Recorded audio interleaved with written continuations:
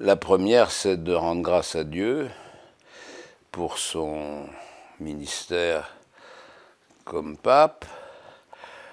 et puis aussi pour lui, parce que je ne pense pas que la fin de sa vie a été très confortable et que c'est bien que ça s'arrête. Donc, je rends grâce à Dieu qu'il l'ait rappelé. Et puis, je pense aussi que, avec un peu de distance, ça va permettre peut-être de mieux mesurer ce qu'il a apporté à la vie de l'Église. Le fait que le pape était jésuite, c'est-à-dire que, ça peut paraître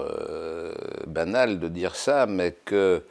on se rend compte quand on relit ou qu'on entend des discours qu'il a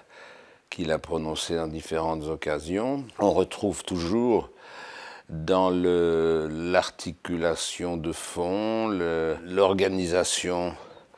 de la pensée, on est toujours dans le registre du combat spirituel, c'est-à-dire du combat des exercices, et que alors tout le monde ne l'identifie pas, tout le monde ne le reconnaît pas, mais pour ceux qui le reconnaissent, c'était assez évident. Et puis l'autre chose qui me paraît aussi très importante, c'est qu'il a apporté une vision concrète de ce que veut dire décentrer l'Église, je veux dire décentrer par rapport à son histoire européenne, et que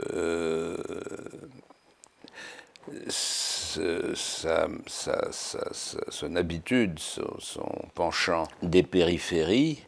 n'était pas simplement un tic de vocabulaire, mais que ça recouvrait vraiment une conviction, c'est que l'universalité de l'Église passe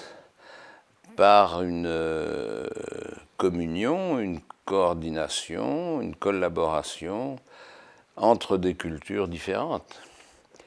Et que ça, on le savait intellectuellement, on le comprenait intellectuellement, mais on n'avait pas tellement fait l'expérience concrète à travers des gens. Et avec lui, ben, c'est avec des gens que ça se passe.